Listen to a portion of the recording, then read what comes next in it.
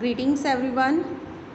In this video we will do next topic of chapter 3 of civics, how the state government works, and our today's topic is who is an MLA. So let's start our topic, student. In last video we have discussed the health problems in the Patalpuram district due to the shortage of water and unclean water. Okay, so some people have घेराव the residents of MLA. Okay, because whose duty is this to solve this problem? The MLA of this area. So in this video we will come to know who is an MLA, यानी MLA कौन होता है. So let's start our topic, student. In the above section you have read about some events in Patalpuram. You may be familiar with some official names such as collector, medical officer, etc. But have you heard of MLA and legislative assembly? Do you know the MLA of your area? Can you identify which party she or he belongs to? यानी ये बताया गया है कि हमने बहुत सारे नाम सुने होंगे, कलेक्टर, मेडिकल ऑफिसर्स, एंड शायद हमने एमएलए का भी नाम सुना होगा, लेजिस्लेटिव असेंबली का भी नाम सुना होगा. सो आपको पता लगाना है कि आपके एरिया के एमएलए कौन है और वो किस पार्टी से बिलोंग करता है. ओके स्टूडेंट, ये आप अपने एरिया का पता लगाएंगे. And members of legislative assemblies are elected by the people, यानी जो एमएलएज होते हैं वो किसके द्वारा चूज़ किए जाते हैं? बाय द पीपल्स, यानी लोगों के द्वारा. And then they become members of legislative assembly and also form the government. And उसके बाद चुनाव जीतने के बाद वो मेंबर्स बन जाते हैं लेजिस्लेटिव असेंबली के एंड गवर्नमेंट बनाते हैं. And in this way we say that MLAs represent people. The example below will help us understand this better. यानी इस तरह हम कह सकते हैं जो MLAs हैं वो किसको रिप्रेजेंट करते हैं? वहाँ की जनता को, वहाँ के लोगों को, क्योंकि वहाँ पे उन्होंने उनको इलेक्ट किया है, वहाँ पे उन्होंने उनका चुनाव किया है. Okay, every state in India has a legislative assembly. यानी हमारा जो इंडिया है वहाँ पे हर एक स्टेट में क्या है? हर एक स्टेट के पास क्या है? एक लेजिस्लेटिव असेंबली है. And each state is divided into different areas और कॉन्स्टिट्यूएंसीज. और हर एक जो स्टेट है वो डिफरेंट एरियाज़ में डिवाइडेड है, और यू कैन से कॉन्स्टिट्यूएंसीज में, जिसको चुनाव क्षेत्र भी कहा जाता है. Okay, and for example look at the map below. It shows that the state Himachal Pradesh is divided into 68 assembly constituencies. From each constituency, the people elect one representative who then becomes a member of legislative assembly. ये आपको example दिया हुआ है हिमाचल प्रदेश का. Look at this map. इस map में आप देखेंगे जो ये हिमाचल प्रदेश है इसको 68 कॉन्स्टिट्यूएंसीज में डिवाइड किया गया है, यानी 68 जो चुनाव क्षेत्र हैं इसमें. ठीक है, एंड जो यहाँ से हर एक कॉन्स्टिट्यूएंसी से एक जो है रिप्रेजेंटेटिव होगा, और वो क्या बनेगा फिर? Member of the legislative assembly.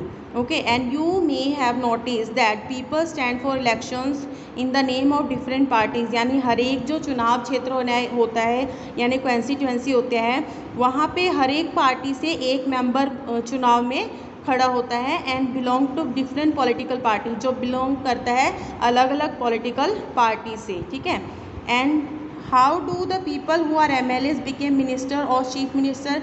यानी कैसे जो MLAs बनते हैं वो मिनिस्टर और चीफ मिनिस्टर बन जाते हैं.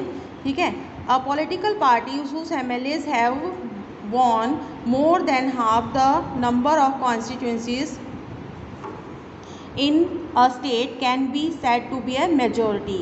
यानी जिस एरिया जहाँ पे किसी पार्टी के जब आधे से ज़्यादा जो MLAs हैं वो जीत जाते हैं तो वो क्या बन जाती है? मेजोरिटी पार्टी बन जाती है.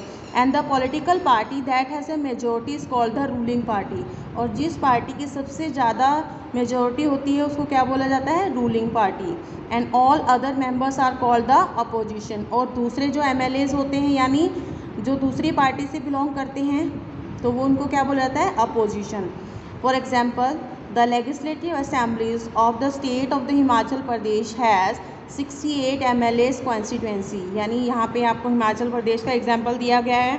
यहाँ पे 68 MLAs कॉन्स्टिट्यूंसीज़ हैं, यानी पूरे हिमाचल को कितने कॉन्स्टिट्यूंसीज़ में डिवाइड किया गया है, 68 में। ये डिपेंड करता है बेटा कि आपका स्टेट में कितना बड़ा आपका स्टेट है, ठीक है। अकॉर्डिंग टू स्टेट वो है जो कॉन्स्टिट्यूंसीज़ में डिवाइड किया होता है, ठीक है।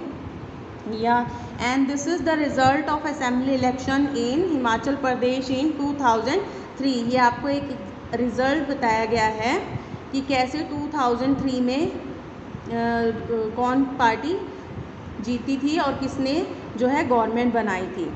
So let's discuss this. Candidate from various political parties won the 2003 assembly elections and became MLAs, यानी जो डिफरेंट पॉलिटिकल पार्टीज़ के जो कैंडिडेट थे उन्होंने इलेक्शन जीते 2003 में, असेंबली इलेक्शन जो होते हैं, ठीक है, और MLAs बन गए।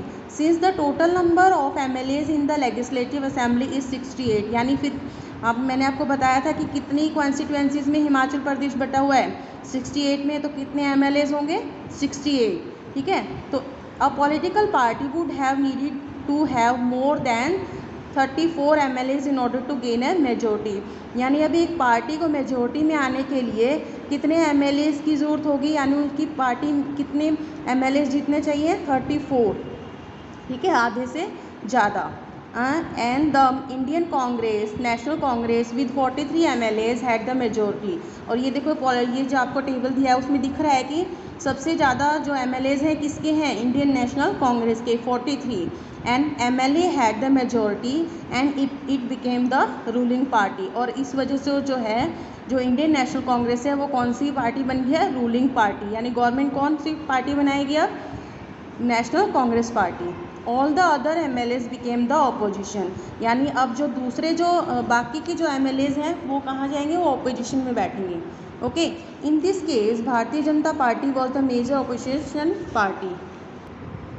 और ऐसे में क्या होगा, जो भारतीय जनता पार्टी है यानी BJP, वो जो है अपोजिशन पार्टी बन जाएगी। Why this is happen, because इसके पास जो कांग्रेस के बाद इसके पास सबसे ज़्यादा MLAs हैं, यानी कितने, 16, ये आप टेबल में देख सकते हैं, ठीक है। एनसीस had the largest numbers of MLA after the Indian National Congress. Among the oppositions were other parties including those who had been elected as independent candidates, यानी जो आपको ये दिखा रखे हैं ये अदर पार्टीज़ हैं, और इंडिपेंडेंट जो किसी पार्टी से बिलोंग नहीं करते हैं, ये 6 वो वाले कैंडिडेट्स हैं, okay. And after the elections the MLAs belonging the ruling party will elect their leader who will become the chief minister। और इलेक्शंस के बाद जो MLAs यानी जिनकी पार्टी में ज़्यादा MLAs जीतते हैं उस पार्टी के जो MLAs होते हैं अपना एक लीडर चूज़ करते हैं, जिसको वो क्या बनाते हैं, चीफ मिनिस्टर बनाते हैं। In this case the Congress party MLAs choose Shri Virbhadra Singh, यानी 2003 में जब ये कांग्रेस पार्टी यहाँ हिमाचल प्रदेश में इन्होंने जीता था तो उनको किसको इन्होंने चीफ मिनिस्टर बनाया था, वीरभद्र सिंह को। And the chief minister then select other people as minister, उसके बाद जो चीफ मिनिस्टर होता है वो दूसरे मिनिस्टर को चूज़ करते हैं, ठीक है। After the election it is the governor of the state who appoint the chief minister and other minister, यानी इसके बाद जो गवर्नर होते हैं स्टेट के वो चीफ मिनिस्टर और अदर मिनिस्टर को अपॉइंट्स करते हैं, ठीक है। And the chief minister and other minister have the responsibility to running the various government department और मिनिस्टर। और इसके बाद जो चीफ मिनिस्टर और अदर मिनिस्टर होते हैं उनकी रिस्पॉन्सिबिलिटी होती है गवर्नमेंट्स के डिफरेंट डिपार्टमेंट्स को संभालना, जैसे एजुकेशन मिनिस्टर डिपार्टमेंट है, हेल्थ डिपार्टमेंट है, okay. So they have separate offices, उनके सबके अलग अलग ऑफिसर्स होते हैं, अलग अलग डिपार्टमेंट्स होते हैं। A legislative assembly is a place where all the MLAs, whether from ruling party or from the opposition, meet the discuss various things।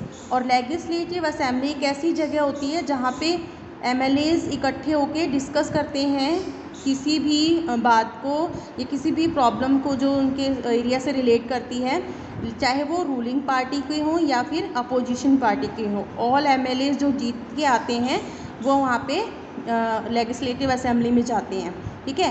Hence some MLAs have dual responsibilities, once is an MLA and other as a minister. यानी जो MLA होता है उसकी दो responsibility होती है, as a MLA भी और मिनिस्टर भी। ओके, ये हम in future in next video में हम डिस्कस करेंगे student. So have a nice day.